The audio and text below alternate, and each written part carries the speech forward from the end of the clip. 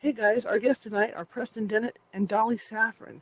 Dolly started having UFO encounters at the age of 14, and she has some incredible stories to tell. See you in about 5 minutes.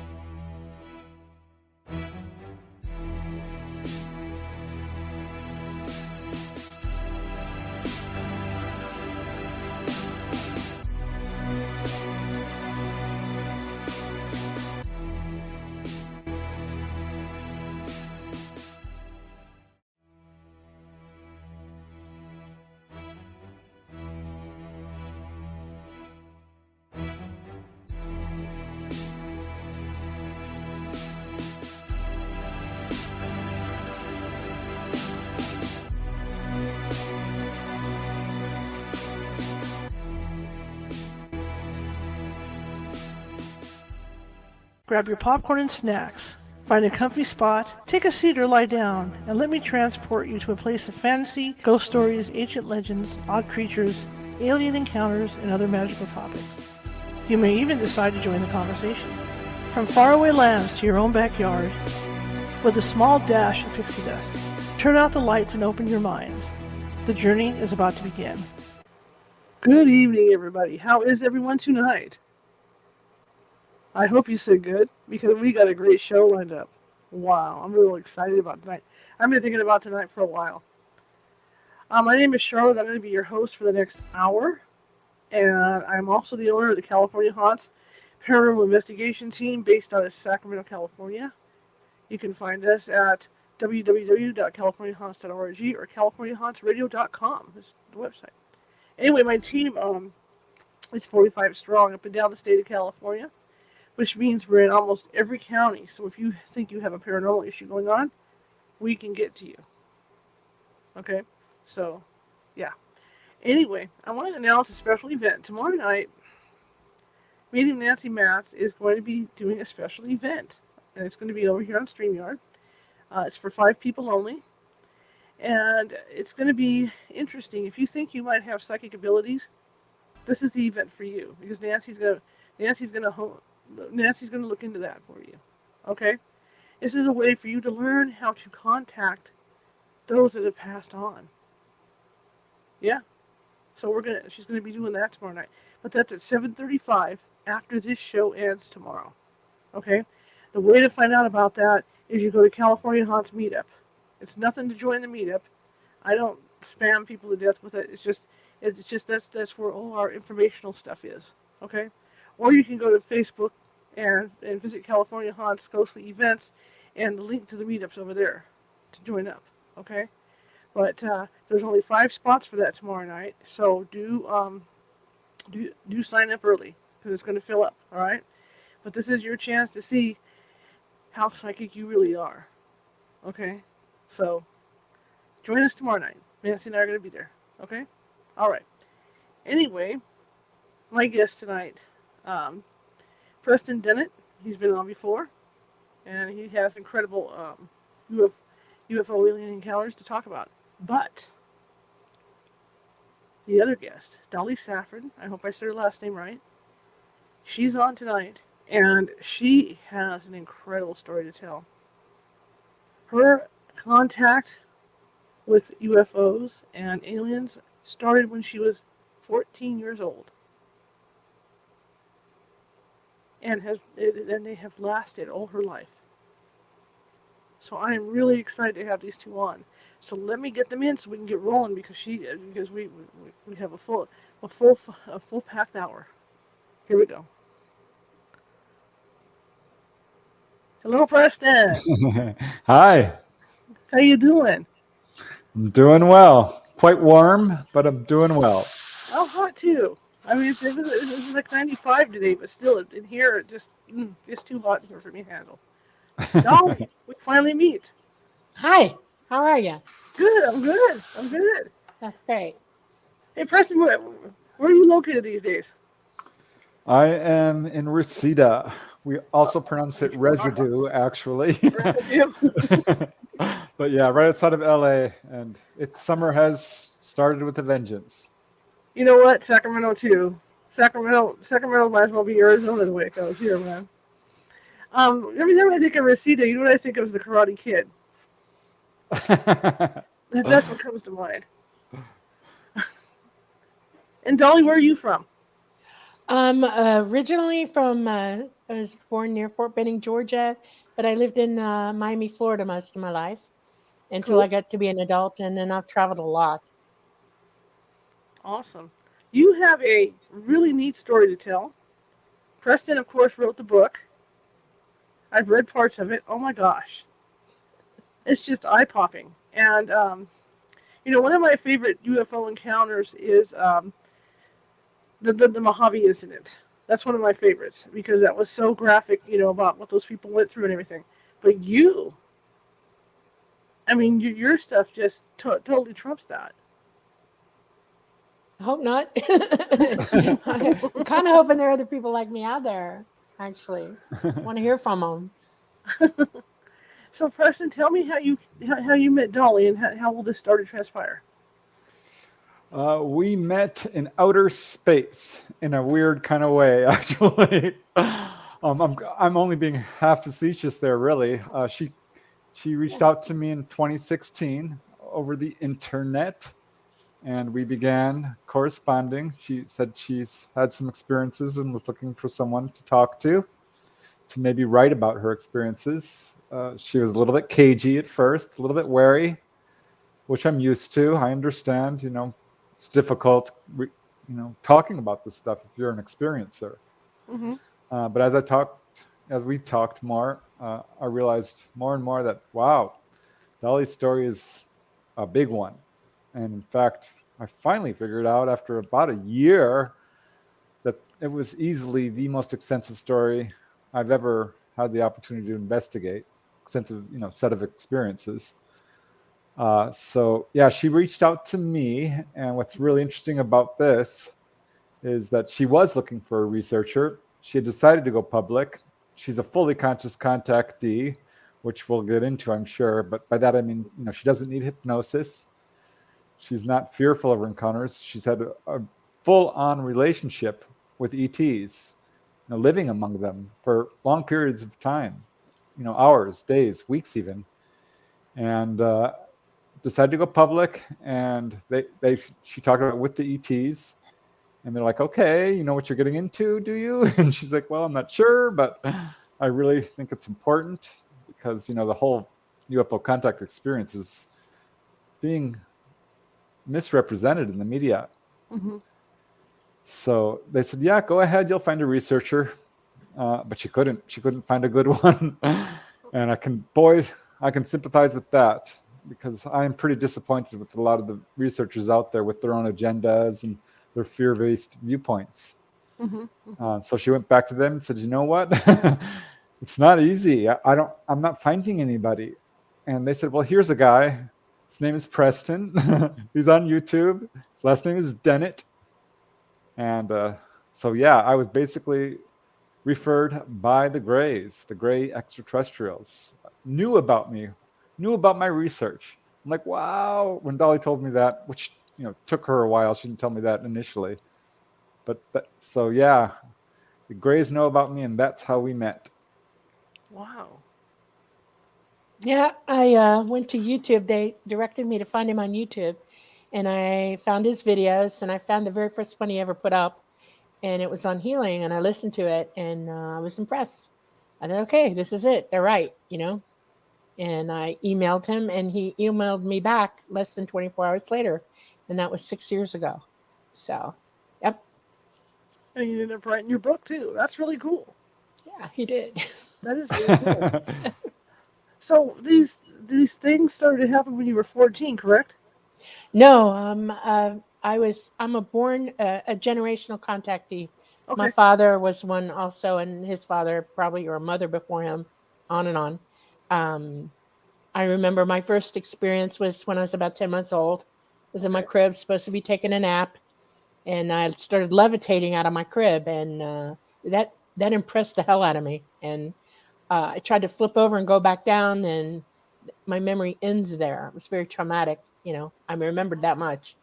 And my parents told me it was a funny thing. Everybody used to laugh at me because I slept with my feet between the bars of the crib after that. I wasn't going anywhere ever again. I was determined. And I've had on again, off again memories until I was 14. I thought I was going nuts. My mother didn't like what was happening. I'm psychic, telekinetic, you name it, and driving them all nuts. And I decided that either I'm crazy or I'm not. And I went on a campaign with myself to figure it out when I was 14. And I finally had my chance, and it happened. It was a big day. I was outside. I had my telescope up. I was taking astronomy lessons. It was a school night. It's 1 o'clock in the morning, and my dad's like, go to bed. So I did. And packed down, got jammies on. And I only sleep 2 hours a day. I don't sleep much. And I decided to look out the window the rest of the night because Orion was up. It was a beautiful, clear night. And I was like, ooh, I got some stargazing to do. And I started to see way more lights than what should have been up there, and realized, oh my God, here it comes. And there were a lot of them. There was about 100 of them. They paired off into twos. Some went east, west, north, and south. two came over my area, and one went toward Dadeland Mall, which is in Kendall, and the other one came down over where we were out in the Glades, and it came down over my backyard. I was memorizing what was happening. I knew that my only chance of knowing what was going on was to really put my effort into staying conscious throughout the experience. I saw it come down. I saw the craft get really close to my room. It was making the tree whip around. There was no wind, but it was whipping it around. And I was memorizing the craft. I look up at the two ports at the top, and I see a being in each port. And I was like, oh, wait a minute. That flipped me out. Okay. They were looking at me, and I turned to go dive down to go into my bed. It frightened me at first. And before I made it down, I froze. The room exploded in blue white light. And that's my last memory of that. And I woke up on the floor hours and hours later. Somebody else's jammies on me inside out and backwards. And I was mad. I was crying. I thought, oh my God, here it comes. I'm crazy. And then I realized I don't have on my jammies. Something happened. Okay. Wow. I want to talk about it. I get on. My mom's in the kitchen cooking breakfast. I took a bath for the day, got my clothes on for school, went out in the kitchen, and she's cooking breakfast for my dad. And Paul Harvey's on the radio, and she says, make coffee. I'm like, okay, I make coffee. And I thought, okay, I did a good deed. Let's see if she'll talk to me. And I said, Mom, did you see anything last night? Lights, sounds, anything? And she's like, what are you talking about? And I said, like a UFO. Well, she whirled on me. She hates the subject. And she pointed her finger at me, and she said, no, shut up. I was mad. I was sitting there stewing, trying to figure out another way to talk to her again. And the radio came, the announcer came on for the news. And he said, two Dadeland officers saw UFOs in the skies last night. And I was like, holy crud. Okay. I was like, oh my God, this is like confirmation. Okay. You can't deny it.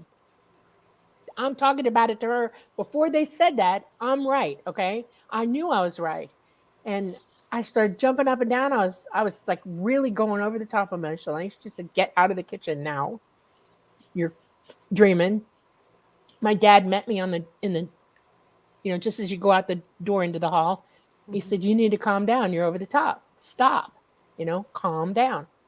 And I was like, I went in the bathroom. I'm very desperate. I'm physically becoming violently ill at this point. I've got a headache. And I sat down on the floor, turned the light out, and locked the door. And I went back over it in my head, every second of it, just looking at it critically and telling myself, you got to remember, you can remember this, and seeing it in my mind's eye. I got to the point where the light hit, and oh my God, it exploded on me all at once. I realized, oh my God, I know what happened. An energy ribbon came down into my room in that light. And those two beings came down. One of them took me by the hand. I was frozen. He walked me to the ribbon, put my hand on the ribbon, and the room became white light to me. I could see things through the light, but it was opaque, and I changed somehow. And we went up, and we went up through the ceiling. We went out through a tree up to the craft. And I started to get worried because it didn't go into the craft. It went up alongside it. And I was like, how the heck is this going to happen? And he shoved me feet first into that hatchway, that doorway. And I went in and landed on my bum. And I realized, oh my God, I'm in. And I realized that there was a woman sitting to my left. And I looked up at her and I was like, hey. And she said my name, Dolly. And I realized, oh my God, I know who you are. That was unbelievably weird. And I'd seen her when I was 5. I was remembering her. She's a tall gray. Her name is Mama. I call her Mama. She's about 6'2". And I was so overwhelmed and so freaked out that I puked on myself. I threw up. That was embarrassing to say the least. And I was really freaking out. It was just messy. The two grays came back and they brought stuff to wipe me up and take me to be cleaned up. And they gave me fresh clothes. They decontaminated me. I started shaking at that point. I mean, my whole body was just, I was in shock. And they were trying to help me come out of it. and they decided to walk me around the craft, to show me everything, let me ground to it, because I knew where I was. I mean, I was awake. I knew. And they took me everywhere, all over the craft, touching things, talking about it. And they took me to where I had a little quarters in there, like a place where I stayed. And I found my brush. I was missing a brush for a long time, and there it was. And I picked it up, and I was like, oh my God, that's my brush. And they brought me back. They gave me something to drink. That kind of helped me calm down. And I sat down with Mama, and she's like, hold my hand calmly, trying to calm me down. And I hear this voice, and it's this guy saying, hey, kiddo, you okay? And I realized, oh my God, I know who that is. And it was the craft itself talking to me. His name is Talata. He's a fifth dimensional, interdimensional being. He's non-corporeal, and he indwells that craft. He runs it. And I was like, holy cow, Well, I was so wiggy, because at that point, I knew I was awake, and I wanted to be awake. But the experience of it is just overwhelming. I mean, it's like, oh my God, it happened, He started talking to me, about what I was going to do with my life. He said, you're of an age, you have to think about this. By that time, I was already candy striping. I wanted to be a marine biologist, a nurse. I wanted to be a Zoa. I mean, I was all over the place. And he said, tell me, what in your heart do you really want to do the most? What's the one thing that you could do that you'd want to do, to work with us? And I opened my big mouth and I said, fly. I didn't know if I could do it or not. I just said, fly. I want to fly. And had nothing to do with anything I was doing. I want to fly. And it's basically because my dad, was military. He worked for NASA. I've been around planes, jets, airplanes, you name it, all my whole life. And I thought, this is my chance, He said yes. And I was like, oh my God. And they talked to me about what that entailed. It was a big deal. He said that I'm not just going to go and take lessons and learn how to fly. I'm going to have to be checked out to see if I could do it. My mental abilities, my psychic ability, all of it. And he said if I passed all that with them, then they would put me into train. And I did pass. It took about 6 months to clear me completely for it. And I started training, and the training was 4 years long. When I was 19 years old, right after my birthday, I took my first flight. I flew. So. What did flying entail? If it took that long to train, what was it like to fly? ET craft are flown psychically. I don't want to call it technology because it goes beyond that. It's beyond what you could understand, but they fly psychically. Everything on that craft is manipulated by a psychic being who can manipulate anything with his mind. And a pilot has to be a psychic also, and has to be able to have a memory that I always know where I'm going. When you learn to fly, they teach you where all the points are where you could go. And if you're learning a new place to go, they take you out first, take you there, bring you back so that you always know where it is. I have it all up. I remember everything. Okay. When we get into start up, they have engines that are nuclear and they have batteries as well. And it's a type of nuclear that uses itself out. The fuel for it wears itself out. In other words, there's no leftovers from it. There's no, junk left over. It totally burns itself up. It is so powerful, it produces what they call a graviton wave. And the graviton waves are cycled into these emitters that create a field around the craft and another field around that. And Talata, the entity who indwells that craft, does most of the hard work by calculating what it's doing. It watches the outside. He'll like if I call for a bigger part of speed or a turn, he's right there with me and he's maneuvering with me. I'm mostly responsible for knowing where we're going, opening a light gate if it's interdimensional travel, and then when we're in a solar system, I can navigate it myself. I don't need him to help me with that. If I was to pass out or something happened to me, he could definitely fly it without me. It's just better to have the two of us working in tandem. especially with the interdimensional travel. Hope that answers your question. That is fascinating. Absolutely Yeah, fascinating. yeah. I've talked to a lot of contactees, and many of them have told me, "Well, I felt like the craft itself was alive," and I always kind of wondered about that because I've heard it enough times, but I never could get much more information about it. And this is one of the things I really love about Dolly's story. She's able to dive deep and explain things because she's not recalling this through hypnosis. She's not afraid. She asks questions, and this really clarified things for me and became clear to me the more I talked with Dolly and going back over my own cases. This is the norm. All these craft are indwelled, are Yes. flown psychically, because other people have told me, yeah, they sat me down in the seat, they taught me how to fly the craft, and I hooked up mentally with it. And this also explains why, the crash retrieval accounts, which are quite popular in the UFO literature, and we're trying to reverse engineer all this stuff. And some of these whistleblowers talk about going inside these craft, and they're like, well, there's not much in there. There's no real steering wheel. I don't know how we're supposed to fly these things. Where's the power source? It's because it's all, like Dolly says, it's a, I'm not even sure how a spiritual technology. Well, Let me go ask ahead. you, when you talk about traveling interdimensionally, what type of speeds are we talking about? It's not really speed. It's only speed when we're in like a dimension, like the third dimension here. Everything's gravity heavy here. There's a timeline here. Everything is about how fast you can go to get someplace. You actually physically have to travel in real time on a timeline. So it requires speed. Okay. But outside that timeline, outside this dimension, going up farther, and there are 12 dimensions in our space. Sure. Okay. It's not really any time at all. You open what they call a light gate. Everything is light. Everything. We're light. We're just densely packed light. Okay. Our consciousness is light. Because you have a physical body that you're indwelling right now, and you are. You see things differently. But once you go outside of space time into another dimension, it's all light. Okay. Your psychic ability. You're psychic. I'm psychic. Everybody's psychic.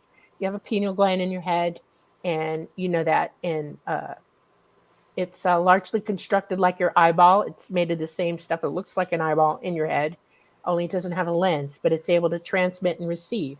And it uses the same waves as what you're thinking in. You think in alpha, beta, theta, gamma, delta, okay? And it can transmit in those. Everybody transmits when they're speaking psychically like that.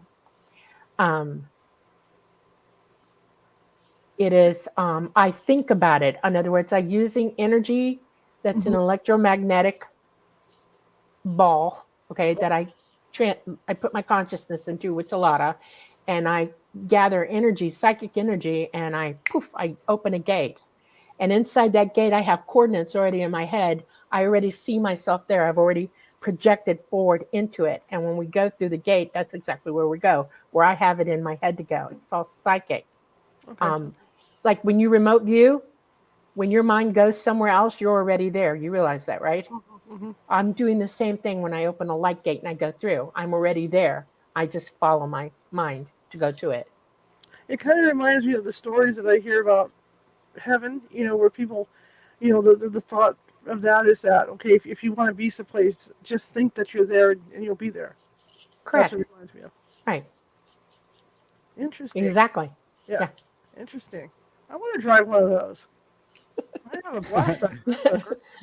If you're ever a contactee, and you probably are, just say, I want to fly. You'll get to fly. That would be something. So you got back from this trip, and they kept coming back for you, right? Yes. I went probably 2 or 3 times a week after that, and I'd be gone because I'm leaving the timeline. If I'm going out interdimensionally, I can go out for hours, days, weeks, or a month even, and then they can bring me back within a certain amount of time after I left. So there's no lag in me being here, but I'm out there. Yeah. Because time is different there than it is here. Right. It's no time at all. Right. Right. So, what types of aliens have you been in contact with? Because I know it's been more than the Greys, right? Yes. Well, there's different ethnicities of grays. There's little AI grays. They're not really they're biological, but they can't reproduce. They're not alive as we know what alive is. They have artificial intelligence.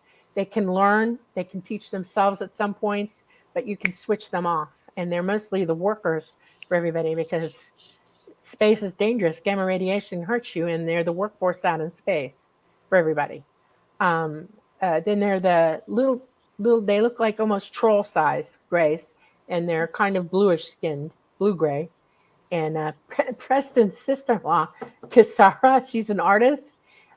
She had drawn him. She had seen them, and she drew a picture of him, the gray that I saw, and gave it to him. It's in one of her books or one of Preston's books, and he showed it to me. I was like, oh my God, she got it just right. She actually drew him perfect. Total recall on her part. Then there's another type of gray. They're about 5 feet tall, give or take. They have 3 fingers, and they use a prosthesis when they're manipulating things. Mm-hmm. And then there's the tall grays, and they don't have 5 fingers like us. They have 4, and they have really long, slender hands. They're, pretty cool, and they're long-lived. I've seen Anunnaki, actually. They're pretty big guys. They have wings. Not like angels' wings. They're like, they almost look like dragonfly wings that are crossed this way. They cross their back like this, and they're very dense, and it's almost like a feather, but not quite. And I got to touch them once. I was on a mothership traveling somewhere, and there were a couple there, and I was staring at them, and he saw me looking at his back, and he went like this. He went, come on, go ahead. I was just a little kid, and I ran up to him, and I was like, pet, pet, pet. I kept looking at the structure of them. I wanted to see how they were attached to his back. He has giant muscles back there, and they're part of that musculature. And when he does this, they flap. And I found out that they're on a lighter gravity planet naturally from where they're from, and they fly quite well. Earth is very gravity heavy now, and they don't have an easy time here with that. I saw a mantid once. That was pretty cool. He's about 8 feet, maybe 10 feet tall. It was brief, I've seen, sorry, I have allergies. I've seen creatures that look like raw. They're kind of bird-like. They're more birded than we are, but they're bipedal. They have hands and feet. They walk around, but they're more bird-like. I've seen ETs that look like Horus, Egyptian Horus, like a dog man creature. They are huge, very big, long face, very stern, don't talk a lot. I've seen I guess the Vedic, they're kind of bluish. Some people here call them, there's some confusion here about this. Some people want to call them Pleiadians, but they're Vedic to me. Okay, they're from the Vedic, the Vishnu, and those times, and they're alive and they're around. And once I saw a reptilian on Earth. I was out in the Everglades, digging up Indian burial mounds out in the glades, and I was getting ready to break camp and go back home. I was taking everything down, and I felt him over my right shoulder standing back there, and I turned. I didn't know what I was about to face, and it was a big old guy, reptilian guy, and then the only thing he had on his mind was lunch, and I realized me, and I bolted. I ran right off the top of that mound into the water. Had to go to get my canoe, which was on the other mound opposite, through sawgrass, everything, and I just kept paddling. I didn't even get in it. I just pushed it, and I didn't come back for a month, and I was terrified when I did. I don't want to meet up with another one ever again. That's pretty much what I've seen. I've seen the Nordic, tall white, and some that look like cats. And glowing light beings as well. Yes, yeah. These are, I think they're one step up above the grays in evolution. In other words, they are truly interdimensional beings. The Greys live in the third dimension with us. Okay. Mm-hmm. So the Anunnaki and the Dolly, most of them. But these beings are able to travel without any aid from anybody through the dimensions, and they actually transform somehow, and they look like angels. They're pure light, but they do have a bodily form. They Mm-hmm. can come into your view or not into your view, and I think a lot of humans mistake them for angels. That would make sense. Well, my question is this: is that do you feel you have some kind of tracking device in your body? I mean, because they keep coming. You know what I mean? They keep, not only do they come, but like you say, you're running into reptilians and the mantis type. So you think that there's some kind of tracking device in your body that attracts them? Well, I do have a implant. I have a couple of them. I have one up in my sinus. My first one was in my left ear, but I took it out. And I have another one in my upper right thigh, and then I have one in my hand that I fly with. It's for my use on. I don't know if you can see it or not. It's right here, and it was put in my hand. It initializes this ball. You know, in Egyptian hieroglyphs and other ancient peoples, you see the guy walking around with a purse. Mm-hmm. Okay, well, he's a pilot, and in that purse is that interdimensional ball, and it's real small when it's not working, but once you initialize it, it gets really big. It swells up, and you can see the light swirling in it, and it becomes electromagnetic, and it's weightless, and yeah, that's what they fly with. That's what I fly with when I go interdimensional. So That's fascinating. Now, what about experimentation? Have they done any experiments on you? no, they don't do that. No, they don't do it to anybody. A lot of people misunderstand what's going on. Okay. For the last 100 years, 80 years specifically, our magnetosphere has been going down. And that means we've lost 40% of the field strength of our magnetosphere, which protects us from incoming gamma radiation. Mm-hmm. And if you've noticed that we have more heart problems, more mental illness, more autoimmune disorders, more of everything, diabetes, you name it, we got it. That's because our DNA is breaking down. They are not experimenting on us. They're holding us up. They are helping us to maintain our DNA so that we can travel with them eventually. People say, oh, they took my DNA. Yep, you bet they did. Everybody seems to be in fear here. We're taught to fear everything. We're paranoid. We like horror.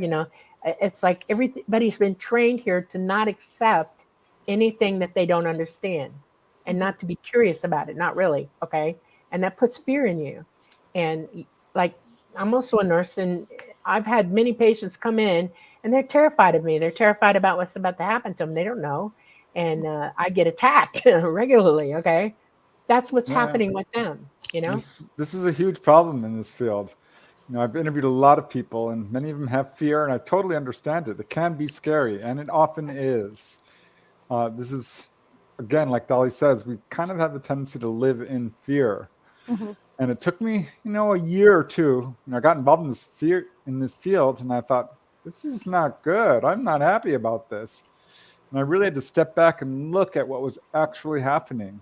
And almost immediately, I got a healing case. A lady was healed of a cyst, and she herself was a healer and very psychic.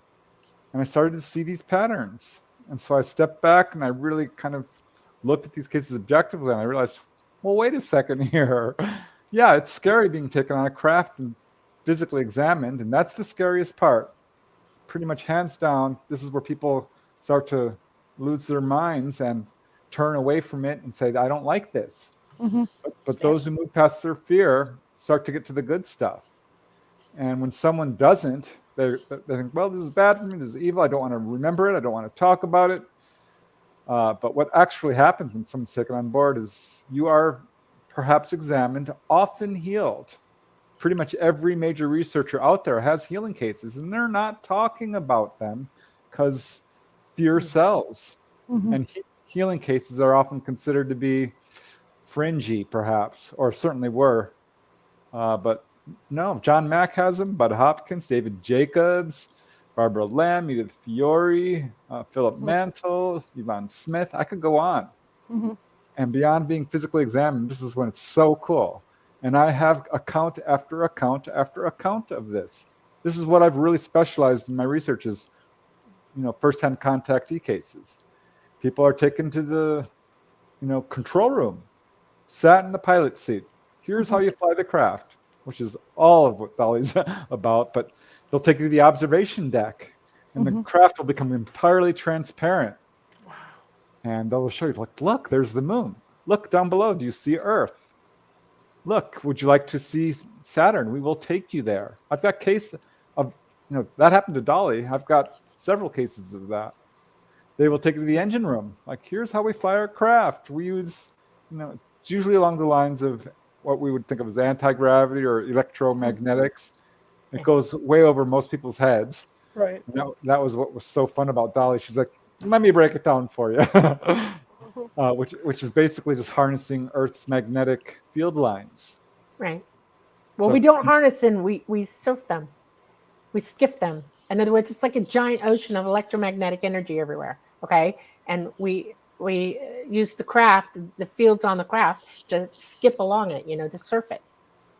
That's why sometimes they crash. Well, it kind of reminds me of the whole thing with Star Trek when they slingshot around the sun. Yeah, kind of, sort of, yeah. To bang around to get back to Earth. Yeah. It's kind of true. This is really interesting to me. I've never heard an account quite like Dolly's. Now, going back to what Preston was saying, I agree with you because I know I've talked to Barbara Lamb, and she's talked about the children, where they have the playrooms and they're doing crayons and they're doing stuff, and there's no harm really coming to these children. Right. So it makes a lot of sense. And I can see that. I mean, you're scared to death. You get on this ship, and then you come down, and then, word of mouth gets twisted and all this, and the fear-mongering starts and all this stuff. But that makes a lot of sense. It makes a lot of sense. Society's kind of put it down, too. I mean, there have been lots of UFO contactees for millennia, okay? And it just seems like in the last 100 years, it's, don't talk about it.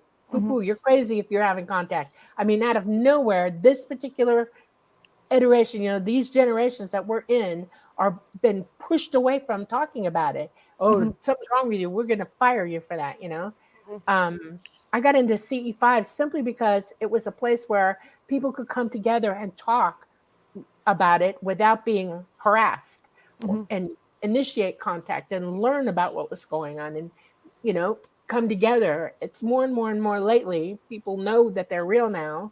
And I hope to see more of that. I really, really do. They want to see more of that. They want us all to wake up. Now, has it been the same group of aliens that has come to get you each time throughout your life? Yes. Okay. Talata is my ride, I guess you could call him. And Mama has been with me most of my life. She's not there every single time, but she comes back and forth with me. It just depends on what I'm doing. But I'm totally independent with Talata now. I ride with him. This is my ride. And others do fly my craft, but I'm his main, driver. There are many, many, many drivers, and there are a lot of humans who are drivers. Just so you know, I'm not the only one. I mean, I'm not unique at all. I was kind of hoping I'd find out more about more people would come forward like I have, but I don't know. I'm real feisty, and it's really hard to pin me down. You can't grab me and take me, or the government has tried to take me a couple times.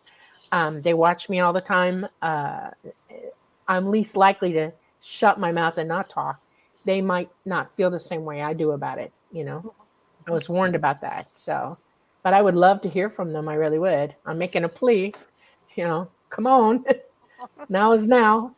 Let's go. How frequently do you go? Well, in the last year and a half, I am not going at all. I am here for a reason. They're not here right now. They can't be. Our magnetosphere is so far down now that it's unflyable for them. They crash too much. They can't keep taking, and we have too many things coming at us, and it would hurt them as bad or worse than us.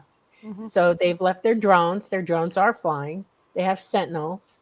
You can call a drone if you want to. If you're a CE5 group, you can get an ET drone to come. They're very specific looking. I have them up on my website, on my YouTube. But no, they're not here.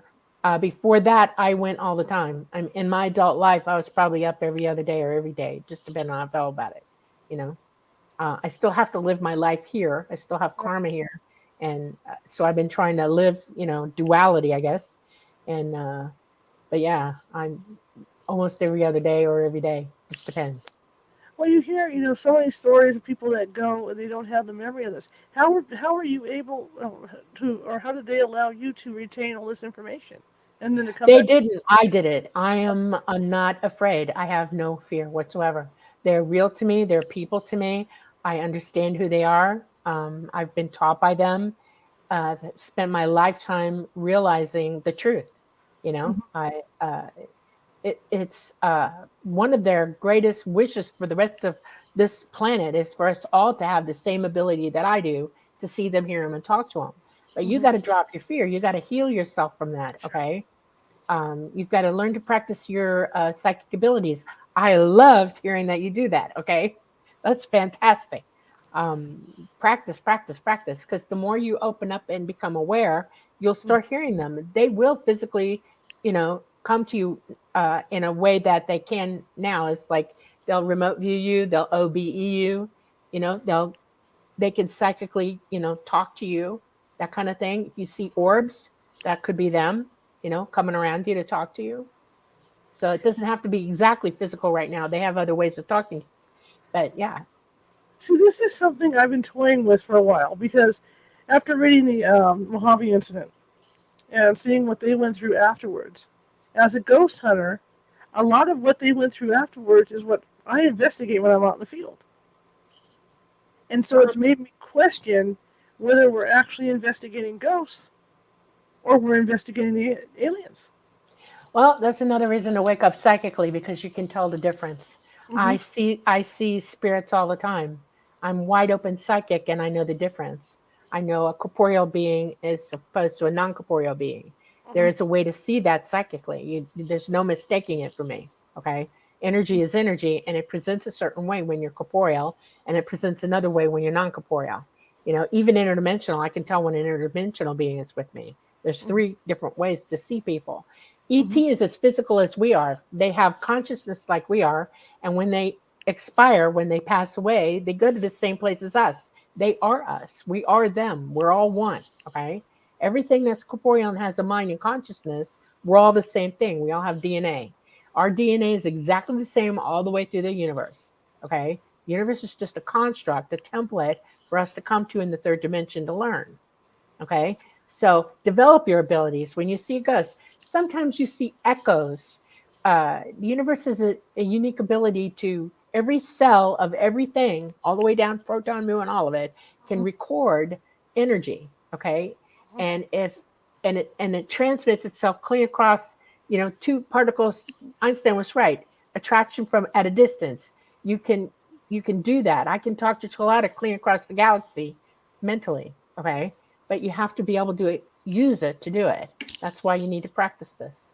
Okay. How far across the galaxy have you gone? Have you gone to their home planet? Yes. Been to many different planets and a couple of different galaxies. The ET lives in our galaxy. We're all from the same galaxy, actually. There are more worlds than you could possibly imagine here in our galaxy, in the Milky Way. There are other galaxies that do have life, but it's mostly we're being visited by our own neighborhood. Okay. I have been to other galaxies. They do strike out. They do look for life everywhere. That's sort of the name of the game for them. They love all life, including plants and animals and all of that. They transplant life all the time. We were brought here. They are our progenitors, by the way, just so you know. We are related to them, absolutely related to them. And they watch over us a little bit, but they're autonomous beings like we are. And we have the right to bring ourselves up and teach ourselves. And we should be doing that. But we have a tendency to want everybody to do everything for us now. We don't think for ourselves anymore. And that's bad. That's very bad. And that's part of waking up. That's what they want us to do. They want us to become responsible for ourselves and what we're supposed to learn. With their advanced technology, did they heal or keep you healthy? So yeah, up to a point. I'm living here. I decided to be here, so I've got to work out some karma.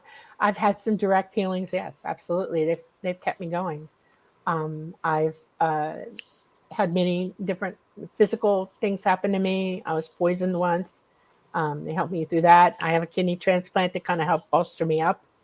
Um, you know, just Yeah, they whenever help. something happens too. They help people Yeah. in many ways. Jim Sparks is another well-known contactee who is pretty famous for being fully aware, not needing hypnosis. They took him on board and gave him these little containers filled with black goo. It stunk. And they said, "This is our gift to you." He's like, "This is a gift? What is this?" And they said, "We took this out of your lungs. You need to stop smoking." Yeah. And they will do this. I've got another case well, it's not my case, but I know of another Yeah. case exactly like that.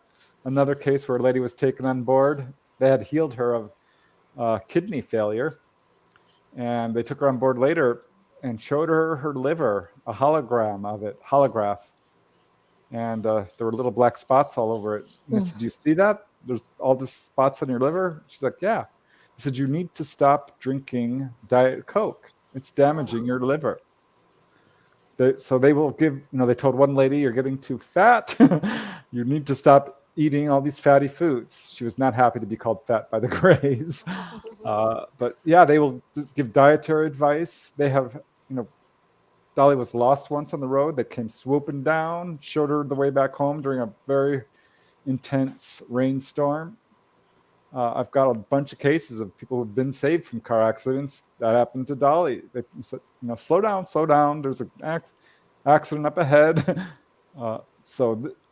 This is what I mean by their agenda is not to hurt us. It's not to take over our planet.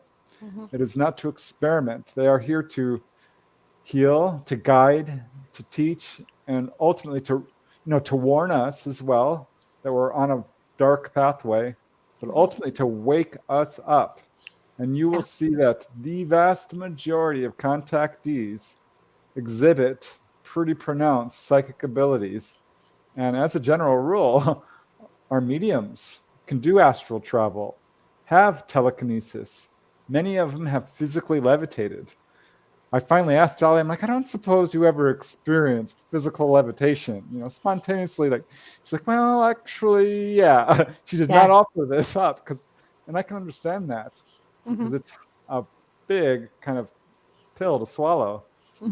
But I knew to ask that question, and I wasn't surprised when she's like, "Well, yeah, that did happen."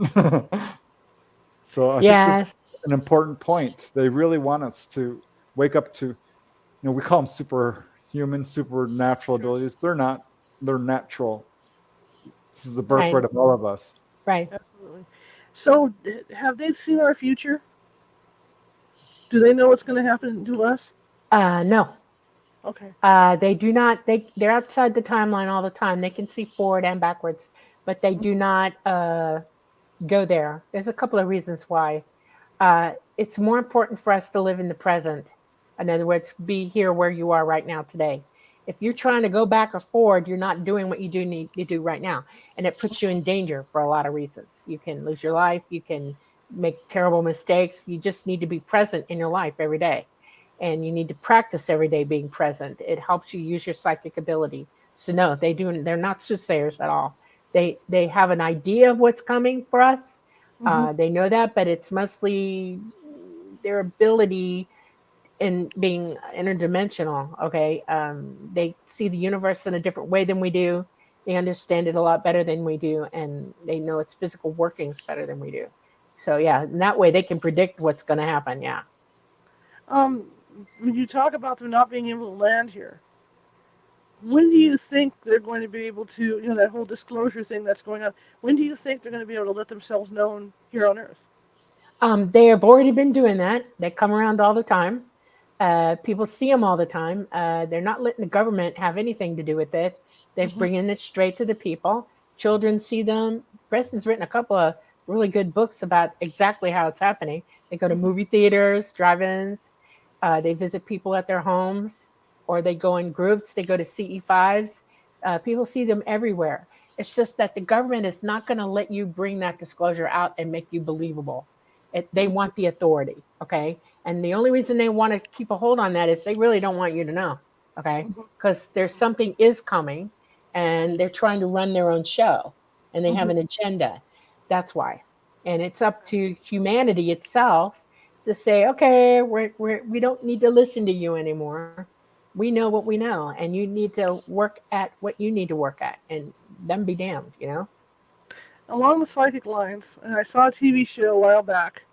Um, I don't know if it was Ancient. I think it was Ancient Aliens, where there was a theory that some of these people, like Albert Einstein and the Gene Roddenberry, these great inventors, were psychically getting messages from these aliens to create these things. That's very likely, yeah. They broadcast to us all the time. Mm-hmm. The universe broadcasts you. It's not just them. If when you're wide open psychic, you can download straight from the mind of the universe, the all mind. Okay, you need to know something. It will talk to you and tell you the truth. It will tell Right. you anything you want to know. So yeah, they're hearing. I call it hearing music. Okay, it's using your ability to know what's going on. Absolutely. Okay. Yeah, because that was the premise behind it, was that these great inventions that have happened because they're psychically connected to an alien that's telling them what. They're not telling them how to build it. They're telling them what it is, and it's Right, up to they're them. teaching you how to learn how to use it. One of Yeah. the most important things about life, and this is hard now because people just have moved away from this. Everything you learn, you own, and it makes you wise. Mm-hmm. So if you understand about energy, you've learned what energy is and all the concepts of it and how it applies, Mm-hmm. and you've employed that knowledge. You can learn about medicine, and you can learn about all that implies, and then employ that knowledge. You wear it for the rest of your life. It never leaves you. Anything you do in life has to be learned. Okay, it cannot. If it's given to you, it's a waste because you're not going to keep it. It doesn't belong to you. You have to do it. You have to employ it. So yes, those people are receiving knowledge, and then they're employing it. They're testing it out. They do the work it takes to create it, to make it, that kind of thing. And that's what people aren't putting two and two together. It's sad. It needs to be understood that way. You can't just make something out of nothing. If you haven't got it, you don't have it. You have to use your mind, use your abilities, use your intelligence to route it out, figure out, research it, teach yourself so that you can wear that knowledge and employ it. And when I say employ, I mean, I know how to make candles. I employ the knowledge of making a candle. I know how to heal somebody as a nurse. I learned that. It's hard work, but I learned it. I know how to employ it. That's what I mean. Yeah, ETs are reaching out to a lot of people. You mentioned them inspiring. Nikolai Tesla, he believed that he was in contact with ETs, and he's probably and considered certainly one of the most influential inventors of all time. But my point is, contact is fairly widespread. I talked to a guy in England. He's told me, I'm pretty sure every single person on this planet has some level of contact. Absolutely. Yeah, and Dolly said pretty much the same thing. And maybe we don't all remember going on board, but there's a lot of people who've been on board and don't remember it and have not a clue. No, they don't remember missing time or seeing a UFO. Doesn't mean it hasn't happened. J. Allen Hynek, very early on in my research, I read a quote from him saying 1 in 40 people have had contact. And I didn't believe that for a second. I was skeptical because I knew 40 people, and I was pretty sure I didn't know anyone who's been taken on board. I was wrong. I was very wrong, and did a survey of the literature. I ended up writing an article for the MUFON Journal called 1 in 40, because people like Bud Hopkins and Jacques Vallée and other major researchers said it's much more common than you think. And it was 1 year later, I actually got a letter back from the editor of the MUFON Journal congratulating me, because the Roper organization, who does polling, a very mainstream organization, tackled this issue. How many people are contactees? They found 1 in 50. So yes, they are reaching out to an enormous number of people. That is huge. Right. Now, the other question I have, and I don't know if it was talking with you, Preston, or another abductee that I talked to, when they were taken aboard, that they saw others and people that they recognized. Just humans that they recognized. And then when they were back on Earth, some of these people remembered that they had been in contact on the ship. Yeah, it can happen. I go out regularly when we were going out, and I had an area that I was responsible for, and so many people are in this area, and depending on the schedule of what was going on, I would have people coming on that knew each other and would recognize each other on board. And it was like, oh, hey, and then they would somehow remember when they got back. And I find that very interesting. That gives me hope, by the way, just so you know. And I think it's really, really cool. And I wish more people would just say, hey, I recognize you. Do you recognize me? And you'd be amazed what you come up with, Be When you shocked. say an area that you're responsible for, what does that mean? I fly contacted. I don't say abducted, by the way. I hate that word. It's not true. They're not abducted. You're agreeing to this. Trust me. If you really don't want to be contacted, they won't touch you. Okay. But everybody agrees. They're asked, come with us. Yes. And we'll, blah, blah, blah. And you go. I was working with probably, I don't know, 20,000 people. That was the amount of people that I had on my schedule for the amount of time that I was working in an area. And it's a geographical area. Mine was in the US. And every night we would go and pick up about 5 at a time and bring them out of time. They'd work with them, check them out, make sure they're doing okay, that they're not getting radiation sick, helping them with all of that. And then we would put them back, and then we keep going and going and going. It's like, I laugh about Santa Claus, okay? Because Santa Claus travels all around the world in one night, giving toys to all the little girls and boys. And I find that hysterical, because it's kind of like what he is doing, only they're not handing you toys, they're handing you your life, okay? They're helping you. And when you can go out of time stream, that is possible. We're working our butts off. And yeah.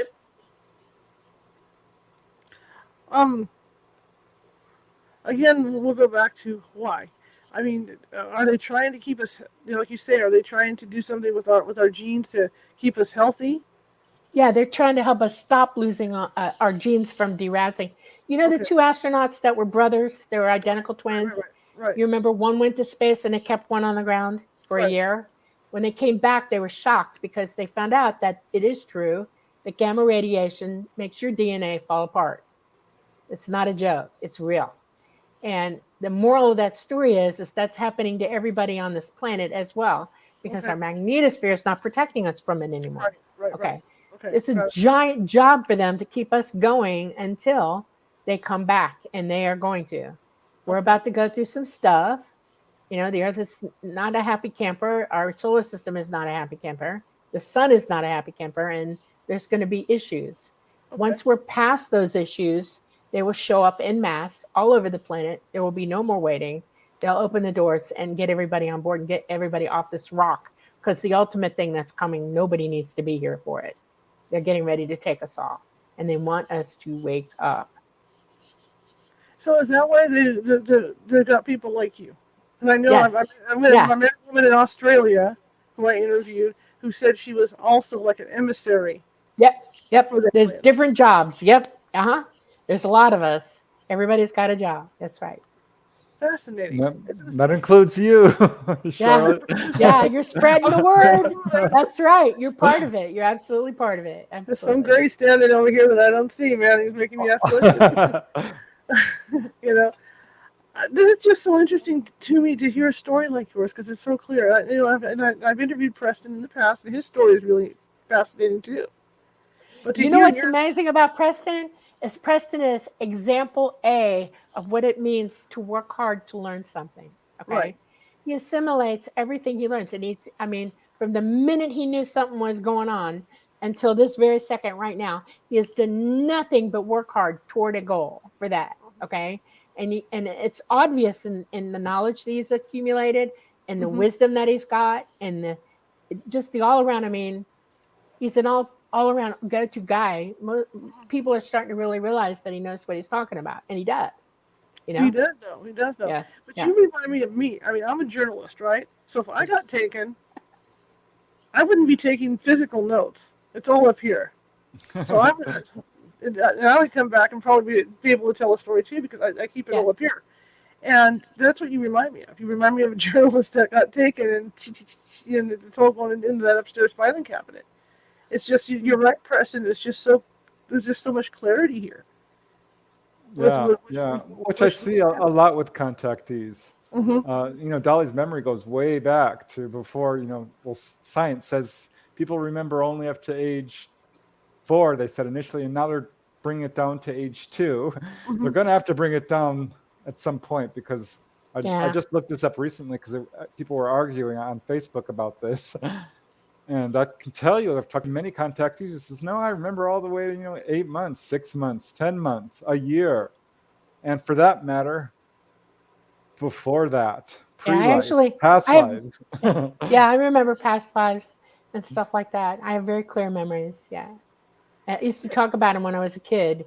I would tell the story of many stories about what happened to me. Yeah. So do you think, I mean, let's go and open that Pandora's box now. Because you say, your family has, you and your dad, it's a generational abduction. Do you think that even in your past lives this was happening? A few, yeah. Okay. Yeah. I've been very aware. I mean, we all are. You don't realize it right now, but your awareness, your consciousness, who you really are, knows the whole story of everything. Okay.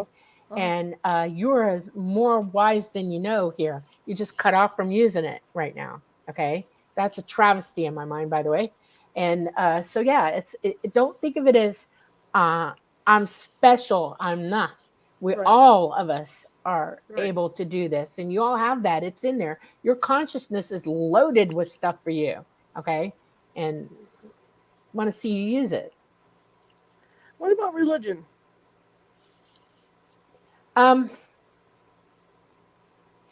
you can't hear the universe talking to you, when you can't see what's really going on, human beings, the physical mind constructs an understandable story to accept what is, okay, what it thinks it is. We're full of theories, but we're not full of absolute truth, okay? And so, yeah, religion is a construct of that. It's because we've been cut off from ourselves. ET knows that there is an all mind, there is a consciousness above our own that we're part of, we're in it.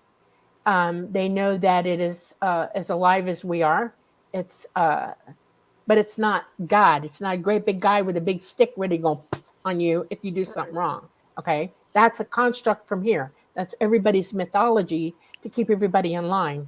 Funny thing about morality, when you're conscious, truly conscious, and you're awake and aware of everything, your morality quotient goes way up. You stop acting the fool. You start seeing things as they really are, and you become responsible. You become mature. You become very wise.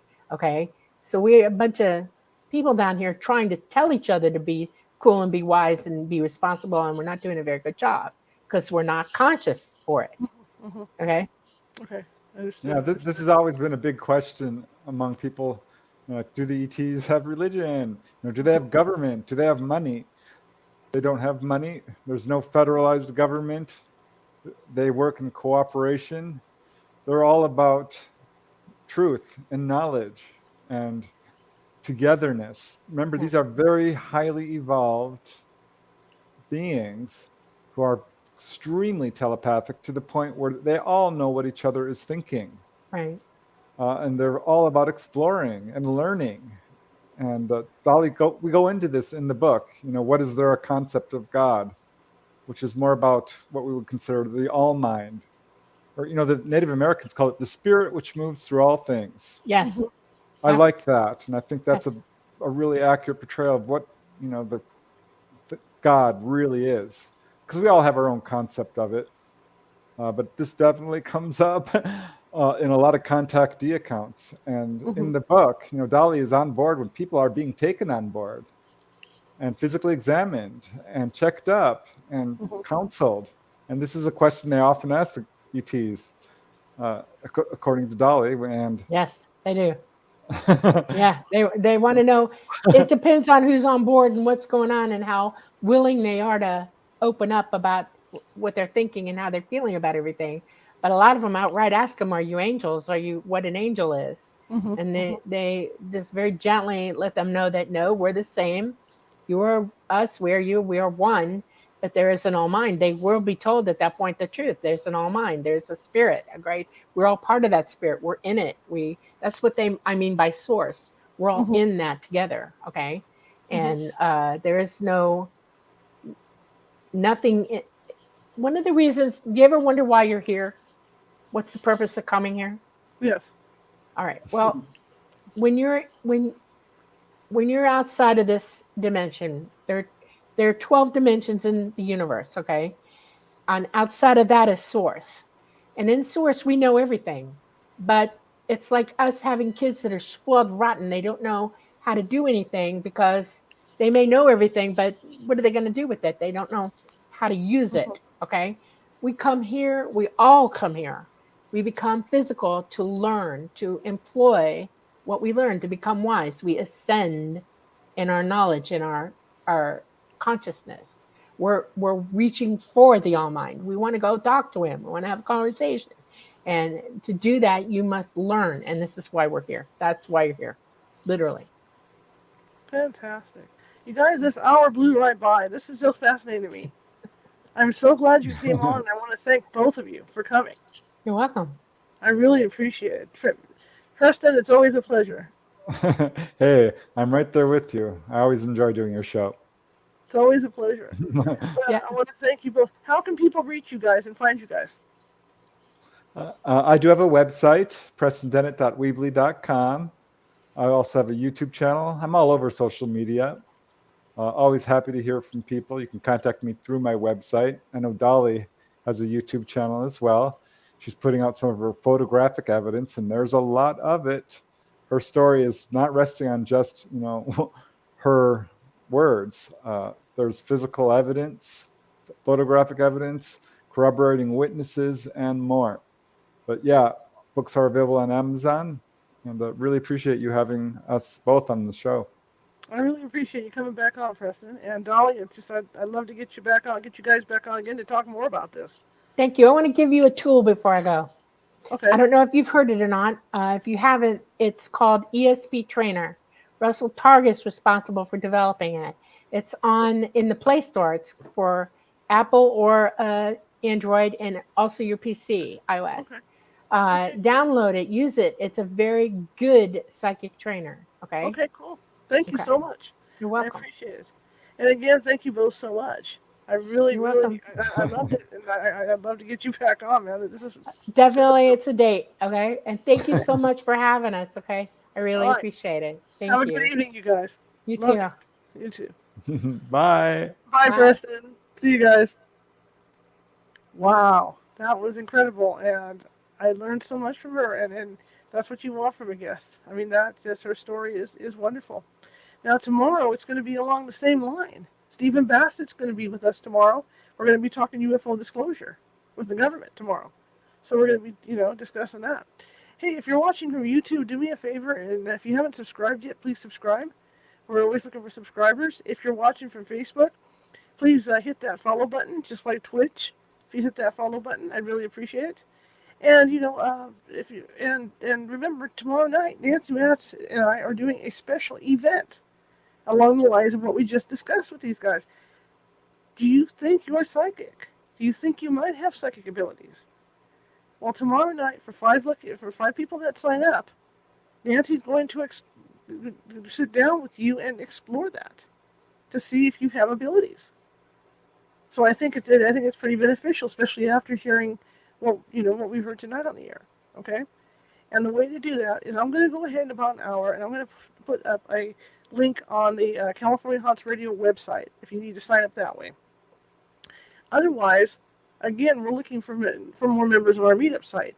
So go to Meetup and type in California Haunts Meetup, and it'll take you over to the link to sign up for that class. Just to sign up for that event tomorrow night. It's going to be right after the show here, so it will be around 7:30, 7:35 that we get started. And we're going to do it here on StreamYard, so you guys are going to get to come in like the guests, but it's going to be private. It's not going to be a public thing. It'll be private. It'll be between you and I and Nancy, and I'm going to record it. So if you guys want a copy of what transpired, you can get that. Okay, so it's really cool. But Nancy's going to sit. We might be there probably an hour and a half. Nancy's going to sit, with each one of you, each one of the 5, and explore their psychic abilities. Okay? And, this will help you see if you have any deceased relatives with you, if you have any, or if you want to learn how to contact your deceased relatives, this is the way to learn it. Okay? So it's well worth the time to take out. So that'll be tomorrow at 7:30 p.m. Pacific. Okay? And like I said, go to Facebook. You can check out California Haunts on Facebook. The link's over there to get over to the meetup to sign up. California Haunts Ghostly Events. Link's over there to sign up. So come on over, because it's gonna, there's only 5 slots. But I think after tonight, it'd be kind of interesting to find out, because who knows? Maybe we are in contact with aliens all the time, mentally, right? Okay. Anyway, if you like the show, share it with 5 people. If you hated the show, share it with 5 of your enemies. We are equal opportunity here at California Haunts Radio. Like I said, if you haven't already, please subscribe to YouTube. Follow us on Facebook, follow us on Twitch, and CaliforniaHauntsRadio.com is the website. And if you want to check out the paranormal group, it's CaliforniaHaunts.org, right? And the other thing is, if you see that ticker flying along the bottom, this is my pathetic moment where, California Haunts and California Haunts Radio operates kind of like a nonprofit where I own it outright, and I pay for everything. I pay for the internet. I pay for, I pay for the computers. I pay for all the paranormal equipment and all that stuff. And, I have bills like everybody else. This is what I do. I'm a retired journalist. This is what I do. And I could use some help. I want to keep this show on the air. It's been on the air more than 2 years now. And I could use a little help. So if you can find it in your heart to do that, that would be great. PayPal.me at California Haunts. Or if you don't like PayPal, Venmo at California Haunts. Okay? Or Venmo and then type California Haunts. That's how you get in there. But I really appreciate it. I mean, it's like anybody else. I've got bills to pay. And like right now, I'm paying the internet bill and I'm paying all those bills. So I could, it'd be kind of nice, because I want to keep guests like this coming on. And I enjoy doing it. I know you guys appreciate the guests that are on here as well. All right. Well, that being said, I will see you guys tomorrow at 6:30 p.m. Pacific. And I'll also hopefully see some of you after 7:30 tomorrow at Nancy's special event. But again, that's going to be at the California Haunts meetup. So there's several links for that. And like I said, wait about an hour. If you don't want to sign up for meetup, wait about an hour, and I'll have it up on the radio website under special events, so that you can click on and get in from there. Anyway, thank you guys so much for coming. And again, I'll see you tomorrow. And I have some basic information on Preston and Dolly. So here we go. So Preston's website is PrestonDennett.weebly.com.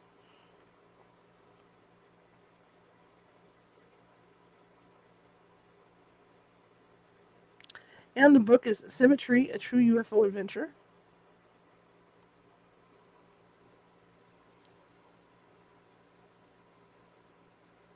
And that can be purchased at Amazon.com.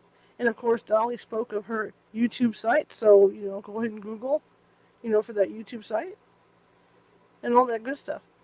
Anyway, I want to thank you guys for coming again, and I will see you tomorrow. Have a good evening.